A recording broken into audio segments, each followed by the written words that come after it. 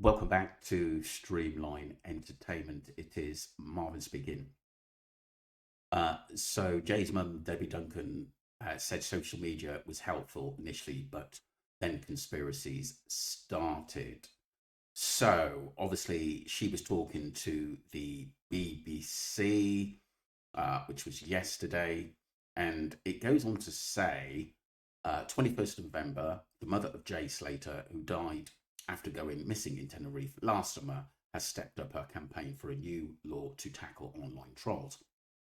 Debbie Duncan from Oswald Twistle in Lancashire is being backed by her local MP in calling for Jay's law to prevent the online trolling of grieving families like hers. The 19-year-old disappearance sparked a massive manhunt, and a host of conspiracy theories about his death have been attempted a 14-hour walk home the morning after a night out on the island. On the strip, people, I like to see the social media companies take away all the misinformation to protect families like ours, especially when there has been a massive story in the media, Miss Duncan said. A huge search was launched after Jay was reported missing on the 18th of June last year, and his body was found by a mountain rescue team almost a month later in the steep and accessible Juan Lopez ravine. An inquest concluded his death from head injury was an accident after he lost his footing and fell in a ravine, but this conspiracy theories continued online. Whilst we all still are out there in Tenerife, the online world was just going crazy, Miss Duncan said. At the beginning, it was all positive, sharing the awareness that Jay was missing, asking for information, but this just became absolutely ridiculous. We were getting sent videos, they were sending photographs of Photoshop images of Jay, making out he'd been tortured. It was just awful. I thought, how can people do this? It was sick, and he's never stopped. Okay. Those on the accident side that put videos up of sleuths, I can honestly say, including myself, they are nothing to do with sending torture videos or anything. If someone had come out and, like Dan O'Keefe, the way he came across, I mean, he could have said it in a way where he's not harming people. He didn't. He just came out with it. One, because he was passionate about telling the truth, but two, it was a little bit out of order because of what the family were going through. And you don't do that because they were in a lot of pain. I do understand that. But like I said, for the people I truly respect, Duncan, whose information is invaluable, Wax, who actually more or less nearly single handedly worked out what Ayat was up to. And then we've got Mariana, who said from day one that a lot of this making of the GoFundMe in the early days was bang out of order. And also, we've got other sleuths out there who are backing each other, not in the way we converse about what's going on. Every channel has their own mind. There's some sleuths that may not agree with what I've said or information that I've said, but we're doing it off our own backs because we really, really care what actually happened to Jay. I think there's a missing. I think we're missing something in this case that we are actually trying to help, because Debbie did say at the beginning it was all positive. It was positive because we wanted to find the truth, and it seems like now, because obviously this case is deemed as an accident, she still doesn't want answers from those of his friends who couldn't be bothered to attend court. Your Brandons, your Rockies. She still had a lot of questions for them. Even I think if you honestly asked her, I think she would have a lot of questions for them. Why not still come out and answer those questions if they've not been answered? That just doesn't make sense to me, because, like I said, she's actually Dee Dee has actually put that out in an article to say that they need to be questioned still, ask them.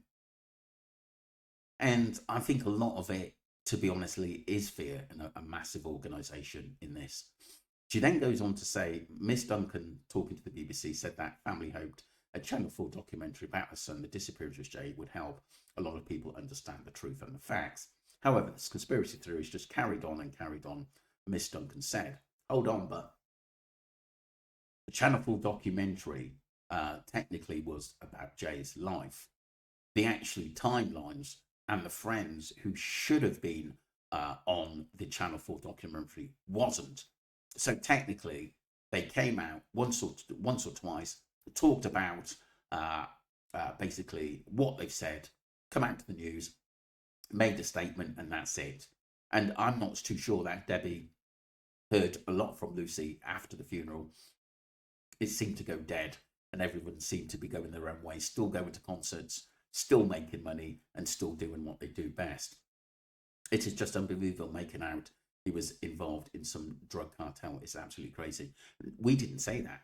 We didn't say that. But like I said, he could have been set up for doing something that he didn't do. In September, Miss Duncan launched an official parliamentary petition calling for Jay's Law, which was backed by Sarah Smith, a local MP for Kinburn and Haslingden. The two women are now working together to convene cross-party meetings of MPs and ministers to discuss how Jay's Law can be brought forward. We've been to hell and back, Miss Duncan said. It's one thing losing a son. It is more painful thing, but to listen to all that and see all that's going on in the background, this needs to be something, and it needs to be stopped. Okay. That was Debbie Duncan talking to the BBC and the Jeanne Milson, politics reporter, BBC Lancashire.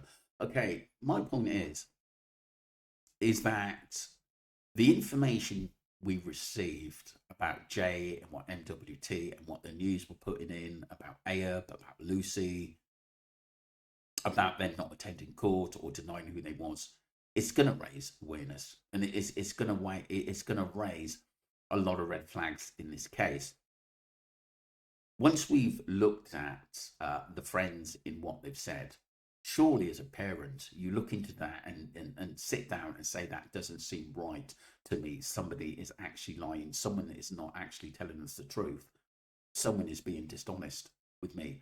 And I think Debbie said, like I said, she doesn't trust anyone anymore because of what she's heard. And she was really aware of Ayub and Rocky, what they were about. And she's probably still questions herself in why did Jay go off with them when his apartment was only 10 minutes away in a taxi, and yet he was there with his friends. That never made sense.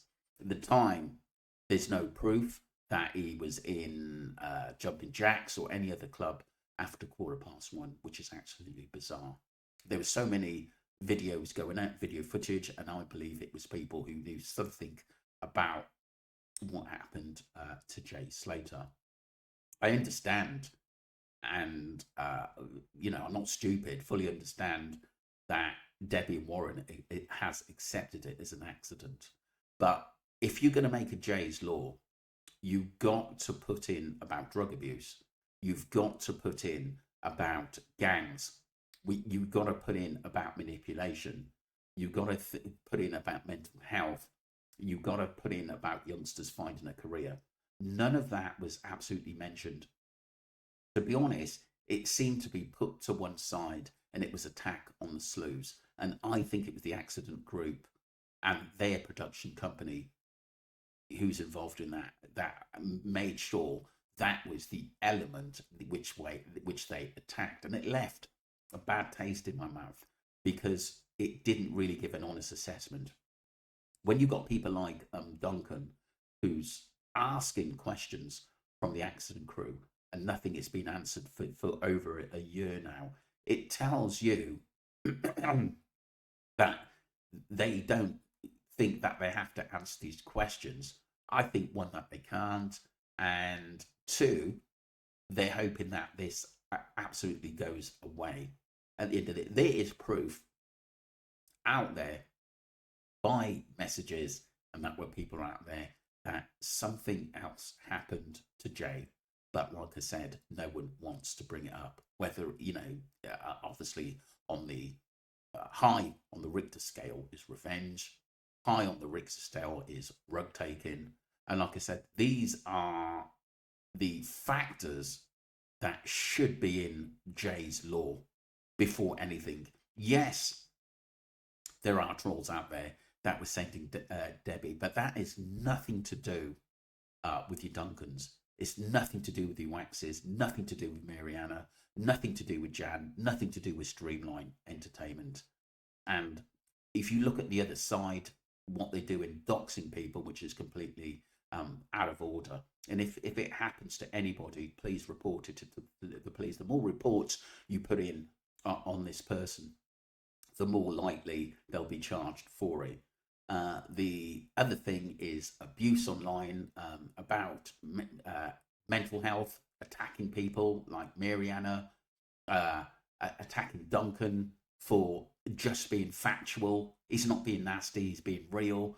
Attacking Wax, basically calling him names on his color and his ethnic background, which is bang out of order.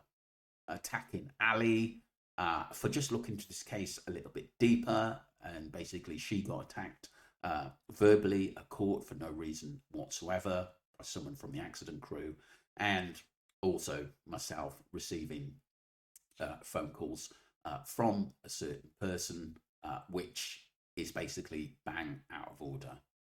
And like I said, we've all got families, we've all got lives, and like I said, I think that we've all dealt with it, even a load of the streamliners, in a diplomatic way. But they've, the other side have, there's proof of it, have attacked us and been nasty about things instead of being reasonable and coming out. Since I've started my channel, yes, I may have got carried away with one things because I wanted to get to know the truth, much like the 10s and 20s and 30s of sleuths. I think there was probably hundreds at one stage looking into this case, to be honest with you. But all we wanted was the truth and keep our youngsters safe from going to Tenerife, because there's still things happening there now where youngsters, I think, would be taken in by, underwing by really, really bad people. And there's still that conveyor belt of youngsters going out there, getting into trouble, getting beat up, forced to do things they don't want to do. Their passports taken, and it should be looked into. There should be a dedicated police force or some kind of task force looking into youngsters Tenerife and making sure they're safe. Yes, I think there's a lot more raids by the Tenerife police and the Spanish police in areas, because I think they're forced to act because so many people are realizing what's going on over there. I think Jay's law, I don't disagree with everything that Debbie said, that there should be laws in place about people sending evil and nasty messages, but they're trolls, and it should be investigated by the police. But when actually people are spitting facts and just want the truth, I think that's totally different. Let me know what you think, people. Don't forget to subscribe to Streamline Entertainment. Myself and Ali are going to be doing a live on Sunday. Tell me what you would to implement into Jay's laws, and what it should actually cover if it does eventually come to light. Because if you ask me, I'm going to be honest, I think this specifically came out because it's talking about Jay, and I know what Debbie's thoughts are at the end of the day, but to be honest, I do think she's been a little bit manipulated into this by the other side. That's my viewpoint anyway, because like I said, we've always respected what the family have done, but like I said, if you remember, she wanted help from the public with a GoFundMe to stay out there, and people obliged. So people also should want answers in this case so that they feel comfortable. If you don't feel comfortable with anything, why accept it? Let me know what you think, people. Don't forget to subscribe to Streamline Entertainment and follow the channel. Thank you very much indeed.